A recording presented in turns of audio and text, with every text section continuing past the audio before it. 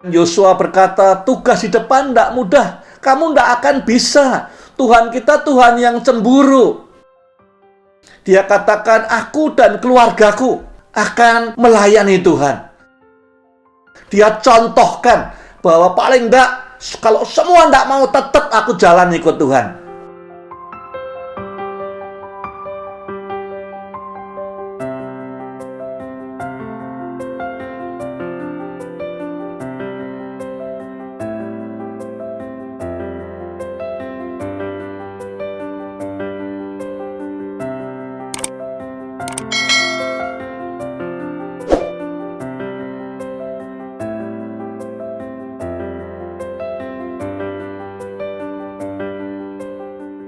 Saya akan mulai dengan pembahasan pasal 23 dan 24. Jadi ini adalah pidato terakhirnya Yosua, ya, pesan-pesan terakhir seorang pemimpin.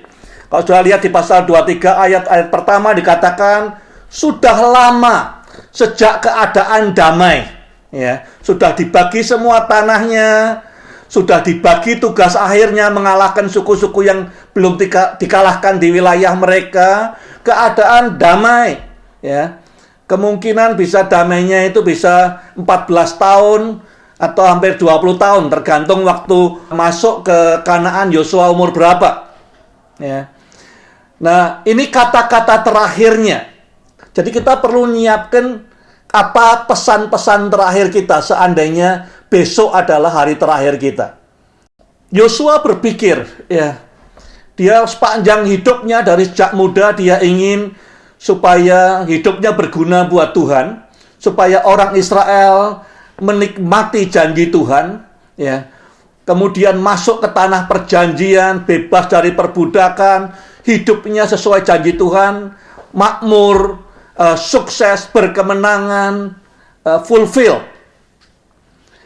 Tapi kemudian dia ngamati selama ini apa yang menggelisahkan hatinya. Tentu saja dia khawatir kalau semua perjuangannya selama ini akan sia-sia, ya, akan tidak berguna lagi.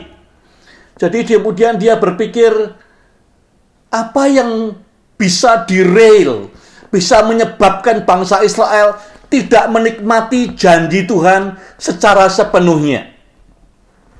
Nah, kalau kita pelajari pasal 23 dan 24 ini, ada beberapa hal, ya.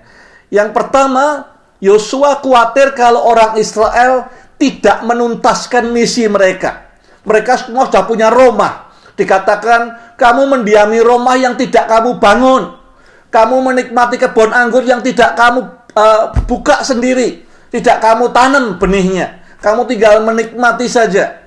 Tapi masih ada musuh di daerah mereka.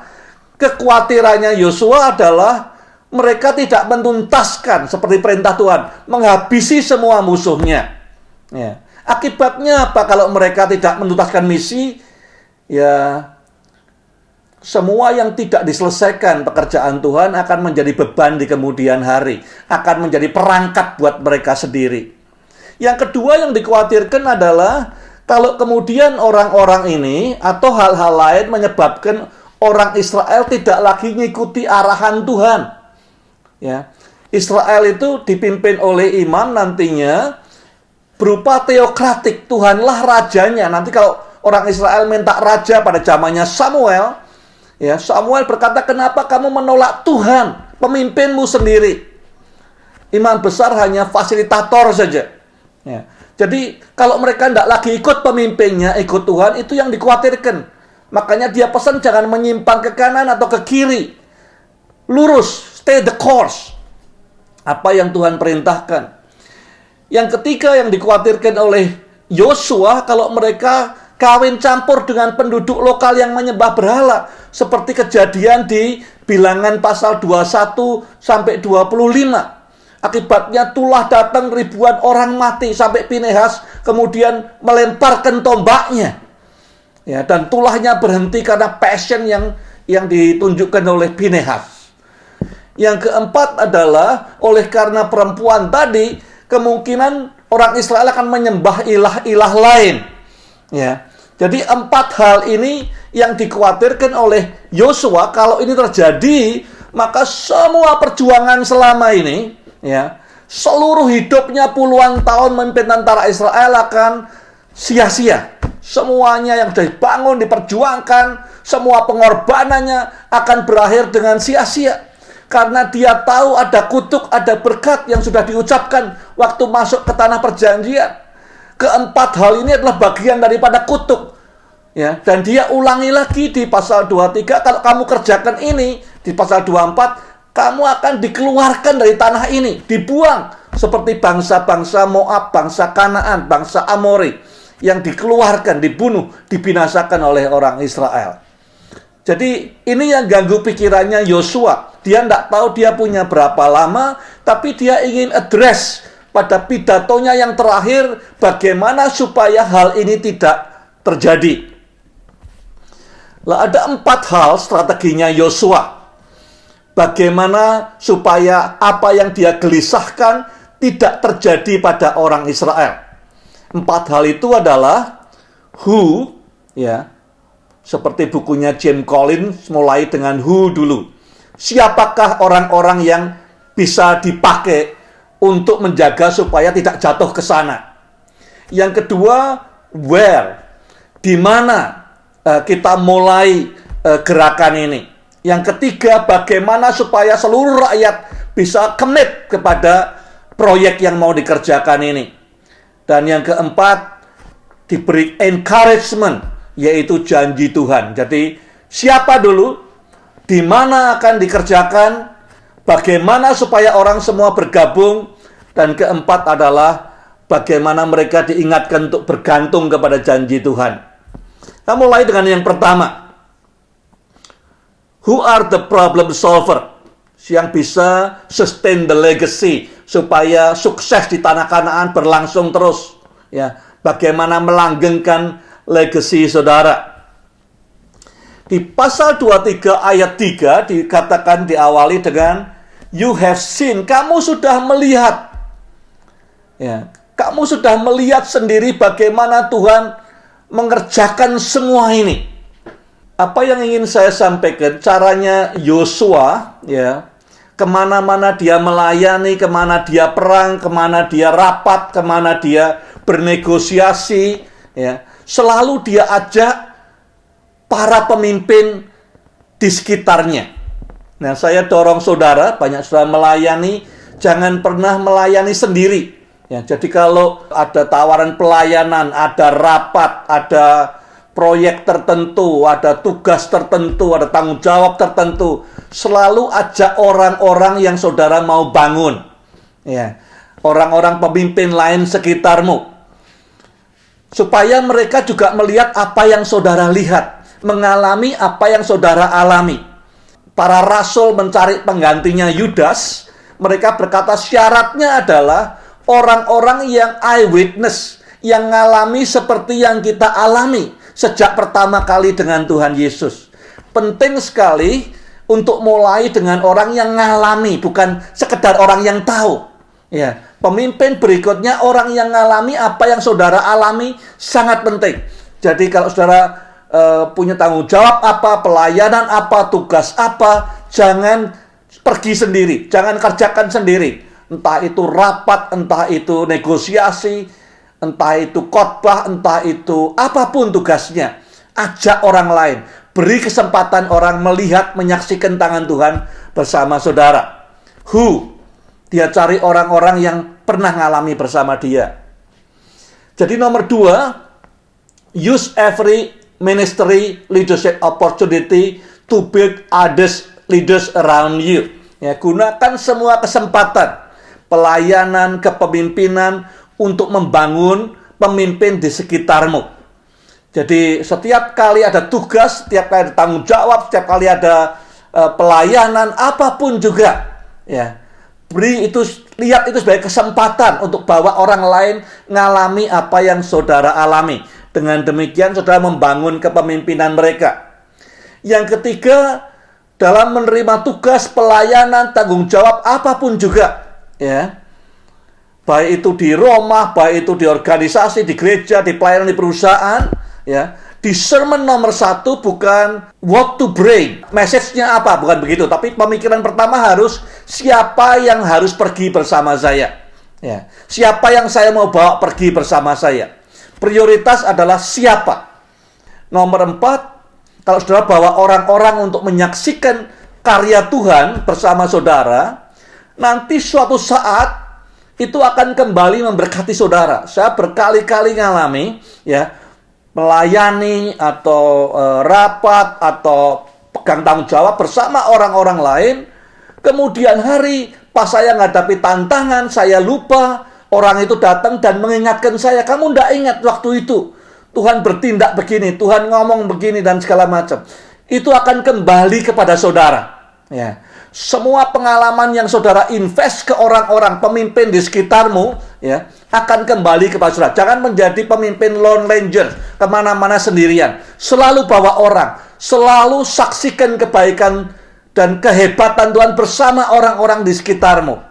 Ini capacity building. Prioritasnya jangan pernah pergi sendiri. Nomor 2, where? Di mana? Waktu itu ibu kotanya adalah Shilo. Tabut Allah ada di mana? Ada di Shilo. Pemimpin imam-imam besarnya di mana? Di Shilo. Tapi sengaja Yosua minta berkumpulnya di Sikem. Pertama kali mereka setelah mengalahkan Yeriko dan Ai di pasal 8, mereka pergi ke Sikem. Di Sikem itu mereka kemudian mengikat perjanjian dengan Tuhan, membacakan di Mount Ebal dan Mount Gerizim, kutuk dan berkat. Itu perjanjian yang dibaharui begitu mereka masuk tanah perjanjian. Jadi kenapa dipilih Sikem? Karena Sikem adalah tempat pertama, kalau sudah baca Kejadian 12 ayat 7, pertama kali Allah menampakkan diri kepada Abraham. Pertama kali ada perjumpaan Allah menampakkan diri kepada Abraham. Memang waktu di Haran, Tuhan berfirman pada Abraham, ya, pergi ke tempat yang aku akan tunjukkan kepadamu. Abraham mungkin dengar suaranya Tuhan di Haran. Tapi di tanah perjanjian, tempat pertama kali dalam hidupnya Abraham dia lihat Tuhan adalah di Sikem. Di mana pertama kali saudara lihat Tuhan itu penting. Ya. Selalu harus kembali ke sana, kembali ke kasih yang mula-mula, kembali kepada hadiratnya yang mula-mula, kembali kepada melihat kemuliaannya yang mula-mula. Sikem saudara itu penting. Ya. Banyak orang jatuh karena tidak lagi atau melupakan Sikem. Pada saat pertama saudara berjumpa dengan Tuhan Yesus. Yang kedua, pertama kali Allah berjanji akan memberikan tanah itu kepada Abraham dan keturunannya juga di Sikem. Ya. Jadi Yosua sengaja membawa semua orang Israel kumpul di Sikem supaya basisnya itu kuat. Di tanah ini Abraham dapat janji tanah perjanjian ini pertama kali. Kita berdiri atas janjinya Tuhan. Ya. Di sini Tuhan menampakkan diri pertama kali. Pengalaman itu modal kita. Sejauh kita lihat Tuhan, kita aman. Sejauh kita lihat Tuhan, kita menang. Sejauh kita lihat Tuhan, kita akan berdampak. Dasarnya apa? Janji Tuhan di Kejadian 12 ayat 7. Di sini juga pertama kali mezbah, penyembahan dinaikkan oleh Abraham di tanah perjanjian. Sikem dipilih oleh Yosua karena ini tempat yang kudus di mana Allah menampakkan diri. Jadi setelah ketemu orang-orangnya, ya, saya ingin saudara bisa menerapkan ini. Apa yang menjadi kegelisahan saudara supaya tidak sia-sia usahamu. Engkau sudah invest di anakmu, engkau sudah invest di gereja, di perusahaan, di organisasi, di keluarga. Jangan sampai kemudian derail sia-sia. Pertama, bangun pemimpin. Cari orang-orang, ajak jalan bersama. Nomor 2, kembali ke tempat di mana Tuhan menampakkan diri. Berdiri atas janjinya Tuhan. Di samping itu, tadi semua adalah keputusannya Tuhan. Untuk kelangsungan selanjutnya, tadi di Kejadian itu, Tuhan yang berjanji. Untuk kelangsungan berikutnya, di Yosua 8, pertama kali perjanjian Tuhan dengan bangsa Israel di tanah perjanjian adalah di Sikem juga. Dan sekarang di akhir hidupnya Yosua, dia ingin dibaharui sekali lagi perjanjian ini juga di Sikem. Yang ketiga, buy-in.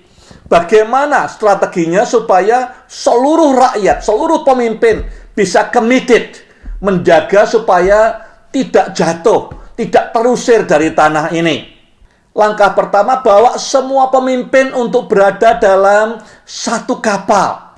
Ya, kumpulkan semua di Sikem. Kumpulkan dulu semua yang pernah ngalami seperti yang dialami oleh Yosua. Yosua 23 ayat 2 dan 3. Kumpulkan semua yang punya pengalaman yang sama, punya persepsi yang sama. Semua yang ngalami Tuhan. Bukan orang yang kata orang, dengar orang, dan segala macam. Yang ngalami. Langkah kedua, ya, dapatkan dukungan dari para pemimpin. Message-nya apa? Kesepakatannya, poinnya apa? Jangan banyak-banyak. 3 saja. Kalau sudah baca di pasal 23 ayat 6 sampai 8, ya, ada 3 hal yang kita sepakat. Jangan menyimpang ke kanan dan ke kiri. 1. 2. Jangan kawin-mengawinkan dengan penduduk negeri. 3. Jangan menyembah ilah lain. Semua sepakat. Kalau mungkin ditambah yang lain-lain mungkin ada yang tidak sepakat. Tapi 3 ini semua sepakat. Ya, sepakat langkahnya minimal, kesepakatannya adalah 3 don'ts ini, 3 don'ts. Langkah berikutnya adalah presentasi. Nah, kemudian Yosua mempresentasikan kepada semua umat. Di pasal 24 ayat 2 sampai 13, dia menceritakan why. Semua perbuatan baik Tuhan. Tuhan mengambil Abraham dan Nahor dari tanah Ur Kasdim. Ya, dia yang memberikan Ishak. Ishak diberi Yakob dan Esau. Esau diberi Edom. Kemudian Yakob dibawa ke Mesir. Tanah diberikan. Jadi semua, Musa diutus. Semua Tuhan mengerjakan. Semua kebaikan Tuhan. Dikatakan, I did this, I did that. Tuhan yang mengerjakan semuanya. Why? Kenapa kita perlu membuat perjanjian yang baru? Karena semua kebaikan Tuhan. Tuhan yang sudah memulai semuanya. Nomor 2, diskusikan tantangan yang akan dihadapi. Waktu orang Israel berkata, kami siap. Kemudian Yosua berkata, tugas di depan tidak mudah. Kamu tidak akan bisa. Tuhan kita Tuhan yang cemburu. Jadi dijelaskan, ya, ikut Tuhan itu tidak gampang. Butuh komitmen penuh. Butuh fokus ke dia. Tidak bisa dibuat sambilan dan segala macam. Yang ketiga, dia demonstrasikan komitmen. Dia katakan, aku dan keluargaku akan melayani Tuhan. Dia contohkan bahwa paling tidak, kalau semua tidak mau, tetap aku jalan ikut Tuhan. Ya. Yang keempat, dia undang orang untuk meresponi. Maka hari ini kalian harus milih. Ya. Jangan besok, jangan lusa. Hari ini harus milih, harus meresponi. Dan yang kelima, buat batu peringatan. Untuk reminder. Untuk kita kembali ke sini lagi. Kembali ke Sikem lagi. Kembali ke Sikem lagi. Supaya ingat akan komitmen kita hari ini. Ini seorang profesor di Harvard namanya Michael Porter. Dia ahli strategi. Ya. Dia penasehat, dulu pernah jadi penasehatnya India dan beberapa negara lain. Dia berkata, strategy is a choice. Strategi itu definisinya apa sih? Milih. Tujuannya A, milih jalannya yang mana, itu strategi. Strategi berarti kita harus berkata tidak untuk hal-hal tertentu. Ya. Jadi nanti dalam kita ngatur pilihan mana, kita harus berkata tidak untuk yang tidak menolong kita untuk bisa menyelesaikan tugas yang Tuhan berikan. Yang keempat, yang dikerjakan Yosua, encouragement. Modal terpenting dalam sebuah transisi kepemimpinan adalah janji Tuhan. Dibawa semua kepada persepsi yang sama, menyamakan persepsi dengan semua orang Israel. Jadi pasal 23 itu hanya rundingan dengan para pemimpin, pasal 24 seluruh rakyat gabung. Di pasal ini disampaikan bahwa Tuhan, yang nomor satu, kita sepakat bahwa Tuhan sudah menyelesaikan semua bagiannya. Dikatakan di ayat 14, tidak ada satupun janji Tuhan yang tidak digenapi. Tuhan tidak utang apa-apa. Semua janji, sedetail apapun sudah dilengkapi. Dia ingin mendapat kesepakatan. Jangan sampai kemudian orang bisa ngomong macam-macam. Sekarang apakah sepakat Tuhan sudah selesaikan bagiannya? Semua sepakat. Nomor 2, Musa dan Yosua juga sudah menyelesaikan semua tanggung jawabnya. Dikatakan di ayat yang keempat, Musa sudah selesai tugasnya, Yosua sudah selesai tugasnya. Tanah sudah dibagi, sudah dirampas, sudah dibagi kepada semua suku. Kemudian yang ketiga, sekarang yang belum selesai adalah tugas kalian. Sekarang ini adalah game kalian. Ini waktumu. Tuhan akan membuat kalian juga sukses. Completing the job. Bagiannya Tuhan sudah selesai. Sudah. Bagiannya Musa dan Yosua sudah selesai. Sekarang bagiannya pemimpin-pemimpin berikutnya. Kata-kata akhir Yosua, kalau mau diringkaskan, apa sih? Yang pertama, dia bilang fokus, stay on course. Jangan menyimpang kanan, jangan menyimpang kiri. Fokus. Jangan bersandar pada kemampuanmu sendiri. Bersandar pada Tuhan saja. Jadi di ayat 6, ayat 9, pesannya jangan bersandar kepada kemampuanmu sendiri. Kemudian di bagian kedua, pilihlah mitra yang benar. Ya. Jangan kawin-mengawinkan dengan bangsa penyembah berhala. Jangan sampai kamu mengandalkan bangsa lain. Pasangan hidup yang tidak menyembah Yehova. Yang ketiga, harus terus nempel pada Tuhan. Ayat 8, 9, sampai 11. Jangan andalkan ilah lain. Jadi kalau mau diringkas kata-kata terakhirnya, pidatonya Yosua adalah jangan andalkan kemampuanmu. Jangan andalkan bangsa lain atau kongsi atau kekuatan lain. Jangan andalkan ilah lain. Hanya bergantung pada Tuhan. Saya ingin saudara nanti ambil waktu, ya. Kalau seandainya besok adalah hari terakhir saudara, atau waktumu tidak lama lagi, apa kata-kata terakhir saudara untuk orang yang saudara pimpin? Apa yang paling penting yang bisa menjaga mereka makin sukses di dalam Tuhan? Ini pertanyaan untuk direnungkan. Seperti Yosua, saudara sudah mengorbankan banyak tenaga, perhatian, waktu, dan sumber daya lain untuk membangun sesuatu selama bertahun-tahun. Apa itu demi masa depan anak, cucu saudara, demi dampak pelayanan gereja yang saudara gembalakan, suksesnya perusahaan yang saudara miliki, organisasi pelayanan yang saudara pimpin. Yosua digelisahkan oleh beberapa hal yang mungkin bisa membuat semua perjuangannya sia-sia. Legasinya hilang, tidak bertahan lama.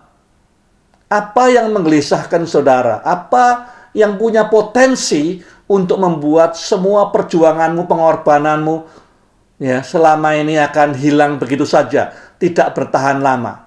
Hal-hal apa yang saudara gelisahkan bisa membuat apa yang saudara inginkan terjadi buat gereja, buat pelayanan, buat anak cucu saudara, buat perusahaan, bisa derail, bisa tidak terjadi, bisa runtuh suatu saat, dan tidak berkembang terus akan jadi berdampak bagi Tuhan.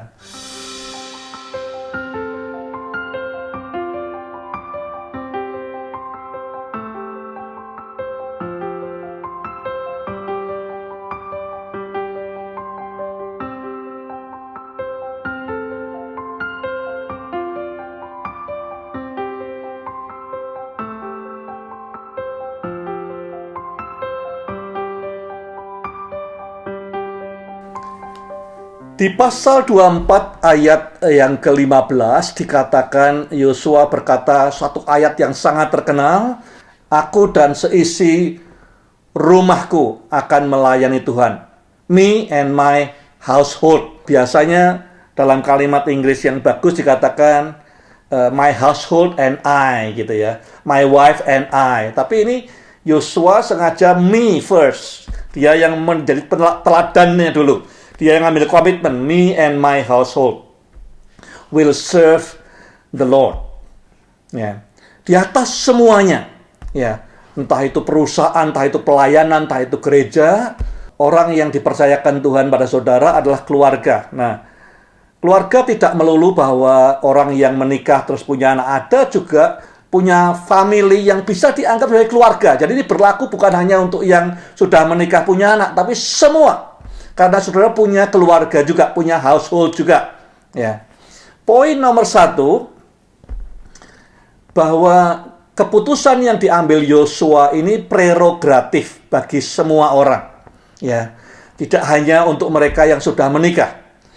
Tidak semua pemimpin punya lingkup tanggung jawab secara nasional atau regional. Tapi setiap pemimpin punya tanggung jawab dalam lingkup keluarga. Entah sebagai ayah, sebagai ibu, sebagai anak, sebagai adik, sebagai kakak, sebagai paman, sebagai tante, sebagai kakek, nenek. Tapi juga adalah bagian dari keluarga. Dan olehnya, saudara punya tanggung jawab untuk memimpin keluarga itu. Atau mempengaruhi keluarga itu. Jadi, ini prerogatif buat semua orang. Saudara sudah menikah, belum menikah, ya, tidak menikah, tetap bisa berkata, aku dan seisi household melayani Tuhan, mengambil keputusan untuk melayani Tuhan. Nomor 2, prioritas bagi semua. Jika toh saudara diberi kepercayaan memimpin tanggung jawab pelayanan secara nasional, regional, di gereja, di sinode, ya, perusahaan, corporate, apapun juga, tetap tugas saudara, ya, untuk making sure orang-orang dalam keluarga saudara menikmati semua yang Tuhan janjikan itu di atas semuanya. Janji Allah. Jangan sampai terpeleset di tengah jalan. Jangan sampai mandek tengah jalan. Jangan sampai hanya menikmati sebagian dari janji Tuhan. Yang ketiga, tanggung jawab dalam keluarga, walaupun lingkupnya kecil, tapi bukannya lebih mudah. Karena hanya akan berhasil melalui peneladanan. Saudara-saudara yang pernah punya anak atau pernah jadi anak tahu, yang didengarkan anak itu lebih perbuatan kita daripada omongan kita. Kadang-kadang anak bisa nangkep hati kita dari perbuatan kita. Jadi dia tidak dengar omongan kita, dia ikuti perbuatan kita. Peneladanan. Nah, tiap tahun waktu saya di Compassion, pimpinan saya selalu bertanya, tugas tahun ini, kalau di annual review, ya, tugasmu paling berat, tantanganmu apa? Dia berharap saya akan ngomong, buka negara baru, kantor baru, atau apa yang lain, tantangan-tantangan yang lain. Tapi tiap tahun saya katakan tanggung jawab dan tugas paling sulit itu menjadi ayah di dalam keluarga sendiri. Ya. Karena apa? Karena setiap saat kita harus jadi teladan. Ya. Kalau di organisasi mereka tidak perform, saya bisa let go, bisa lepaskan. Ya. Tetapi di keluarga tidak bisa. Ya. Kuncinya cuma satu, jadi teladan. Jadi tidak lebih mudah, bahkan lebih sulit dalam keluarga. Kita bisa aja dikatakan berhasil di mana-mana, kalau tidak berhasil di keluarga, firman Tuhan berkata, jangan memimpin di masyarakat kalau kamu tidak bisa memimpin di keluarga. Tapi bukan berarti semua keluarga dimanapun ada persoalannya. Saya hanya mengatakan tidak lebih mudah, ya, justru lebih sulit. Yang keempat, household itu tidak hanya berarti anak kita sekarang atau keluarga kita sekarang. Household itu berarti dinasti, yang mengandung makna turun-temurun. The house of Jacob, the house of David, Itu artinya turun-temurun semua. Strategi pemuritan keluarga yang berkelanjutan. Kita harus punya perspektif seperti Yusuf. Pandangannya jauh ke depan, ratusan tahun kemudian. Ya, saya berdoa tiap hari. Keturunan ketiga, keempat, semua boleh melayani Tuhan. Itu doa saya tiap hari. Ya. Yang kelima, keluarga adalah satu-satunya dari 10 perintah Allah di mana dikaitkan dengan berkat. Ya. 9 yang lain tidak dikaitkan dengan berkat. Hanya hormati orang tuamu, itu dikaitkan dengan berkat supaya kamu, so that you will well, dan umurnya panjang. Di Alkitab, itu sebabnya saya juga kadang-kadang heran kenapa ujung-ujungnya Yosua komitmennya ke keluarga. Ya, karena ya keluarga unit yang paling penting. Satu-satunya perintah di mana ada berkatnya. Ini satu-satunya unit yang paling efektif untuk meneruskan legacy. Seperti yang tertulis di Ulangan pasal 6. Ajarkan pada anakmu, ajarkan pada anaknya, dan seterusnya. Terus ke bawah, keturunan ketiga dan keempat melayani Tuhan. Jadi komitmennya Yosua, saya harap menjadi komitmen saudara. Baik yang sudah menikah, yang mau menikah, yang tidak menikah, semua punya keluarga. Dan ini merupakan panggilan yang sangat mulia. Saya ingin ulangi 5 hal ini lagi. Prerogatif buat kita semua. Ya, kita semua punya keluarga, kita harus bisa punya dampak pada keluarga kita. Ya. Yang kedua, itu harus jadi prioritas di atas semua yang lain. Yang ketiga, butuh konsentrasi lebih lagi karena bukannya lebih mudah tapi lebih sulit, butuh peneladanan, jadi contoh. Ya. Yang keempat, ini berkelanjutan. Jadi kita berpikir bergenerasi-generasi kemudian. Jangan cuma seneng kalau anakmu bisa semua punya kerjaan, punya perusahaan, atau punya pelayanan. Tapi pikirkan bagaimana anaknya, cucunya, cicitnya semua boleh mengasihi Tuhan, dikasihi Tuhan, melayani Tuhan, akrab dengan Tuhan. Doakan setiap hari dan beri contoh. Dan yang kelima, ini penting buat Tuhan karena apa? Kita lihat dalam 10 perintah Allah, satu-satunya perintah yang disertai berkat adalah keluarga. Waktu Tuhan memberi mandat kepada kita untuk memimpin, ya, di Kejadian pasal 1 ayat 28, kemudian pasal 2, Tuhan mengatakan tidak baik kalau kamu seorang diri saja. Maka dia kemudian mentahbiskan, institusikan yang namanya keluarga. Untuk memimpin dunia, untuk govern the world. Ya. Tuhan juga memakai institusi yang namanya keluarga. Lewat apa? Ya lewat keturunan yang Tuhan berikan, lewat kakak, lewat adik, lewat tante, lewat om, kakek, nenek, dan segala macam. Jadi kalau ada message terakhir daripada Yosua, kita tidak tahu kapan kita pergi, ya, kita mesti mikirkan orang-orang yang kita kasihi. Ya, kalau misalnya besok atau minggu depan atau lusa Tuhan panggil saya, apa ada yang bisa saya buat? Pesan-pesan terakhir apa yang saya mau berikan pada mereka. Kita semua ingin, semua orang yang kita bangun, yang kita muridkan, menerima semua janji Tuhan. Dan kita belajar dari Yosua, kita harus mulai dari hari ini.